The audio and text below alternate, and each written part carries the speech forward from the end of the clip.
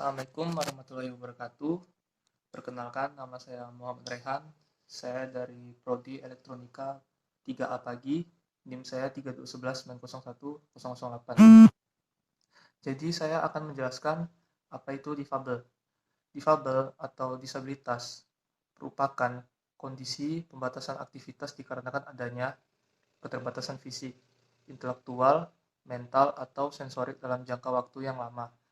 Penderita disabilitas akan mengalami hambatan dan kesulitan untuk berpartisipasi secara penuh dan efektif dengan lingkungan sekitar berdasarkan kesamaan hak. Terdapat 4 jenis disabilitas, yaitu yang pertama, disabilitas fisik, amputasi, lumpuh, paraplegia, stroke, disabilitas akibat kusta, kemudian cerebral palsy atau disingkat dengan CP. Yang kedua yaitu disabilitas intelektual atau Down syndrome, kretinisme, makrocephali, dan scaphosefali. Kemudian yang ketiga, disabilitas mental. Contohnya seperti skizofrenia, kemudian demensia, afektif bipolar, retardasi mental. Terus masuk yang ke disabilitas terakhir atau yang keempat, yaitu disabilitas sensor. Disabilitas ini mempunyai contoh yang seperti disabilitas netra, disabilitas ungu, dan disabilitas wicara. Jadi pengertian disabilitas ini memang cukup kompleks dan menggambarkan interaksi antara gerakan tubuh seseorang dengan orang lain yang berada di lingkungan sekitarnya. Sebagai contoh, seorang menderita cerebral palsy atau gerakan kelainan otot, mengalami kesulitan berjalan dan bergerak karena kakinya kaku dan terasa kencang. Otot-ototnya itu terasa kencang sehingga menyebabkan kakinya menjadi kaku. Kemudian kondisi inilah yang disebut sebagai disabilitas. Namun kondisi disabilitas ini bisa dikurangi dengan alat bantu berjalan dan juga terapi fisik. Oke, sekian dari saya. Jika ada salah mohon dimaafkan. Wassalamualaikum warahmatullahi wabarakatuh.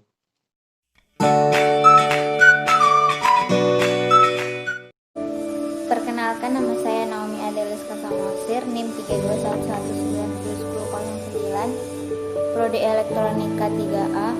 Di sini saya akan menjelaskan tentang jenis-jenis disabilitas atau kecacatan fisik maupun mental. Jadi, yang pertama itu ada tunanetra.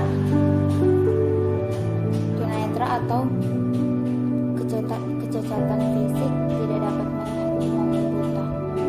Ini dapat dialami mulai dari sejak lahir maupun sejak dewasa.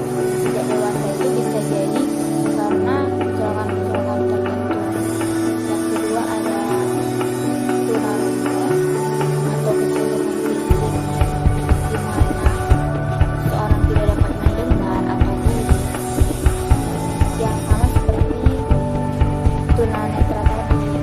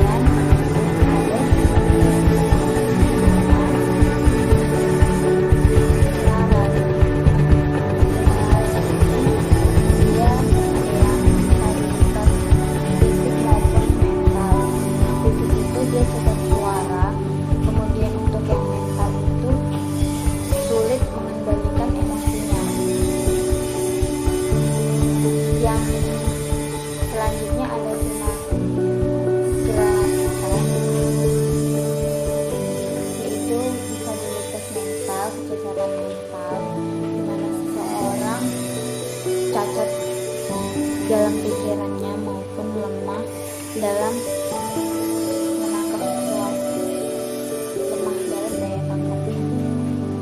Dan yang terakhir ada tunaganda. Tunaganda ini seseorang yang cacat fisik bisa dalam dua kecacatan. Contoh misalnya tunanetra dan tunawaras, seperti itu. Cacatnya lebih dari satu. Kemudian ada namanya tunawicara, seseorang yang kecacatan fisiknya dalam berbicara, dia tidak dapat berbicara maupun bisu. Dan selanjutnya ada tunadaksa. Tunadaksa ini kecacatan fisik yang seseorang kehilangan anggota tubuhnya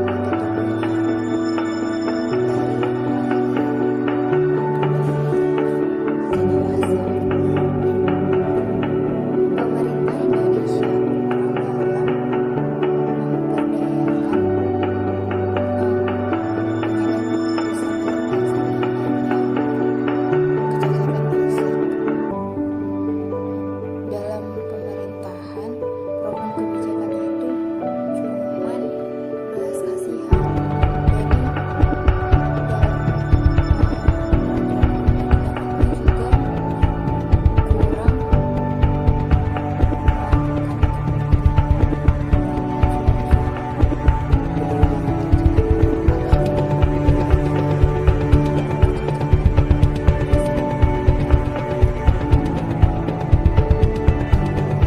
Mungkin itu saja dari saya, jenis-jenis disabilitas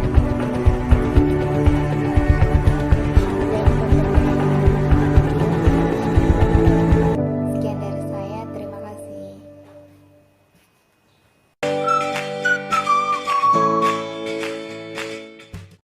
Baik, di sini saya akan menjelaskan sedikit tentang pelayanan kesehatan untuk penyandang disabilitas.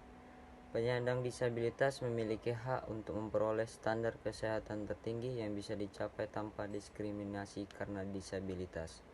Para penyandang disabilitas dapat mengakses pelayanan kesehatan yang peka terhadap gender, termasuk rehabilitasi yang terkait dengan kesehatan.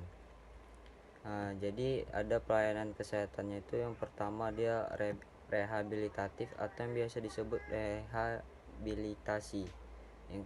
Yang kedua ada promotif. Jadi maksudnya promotif ini dia merupakan penyuluhan dari media atau kelompok forum komunikasi keluarga penyandang disabilitas. Selanjutnya ada preventif.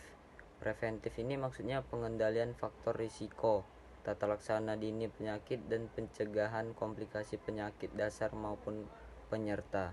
Nah, yang terakhir ada kuratif.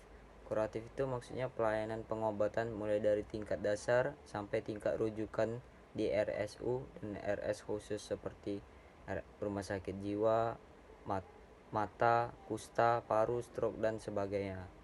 Ya, sedikit penjelasan dari saya. Terima kasih.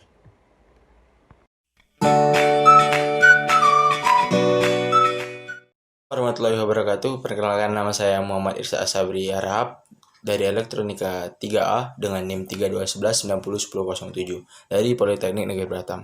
Di sini saya akan menjelaskan tentang undang-undang yang mengatur tentang disabilitas. Sejak dulu, Indonesia telah memberikan perhatian khusus kepada para penyandang disabilitas atau mereka yang memiliki kebutuhan khusus.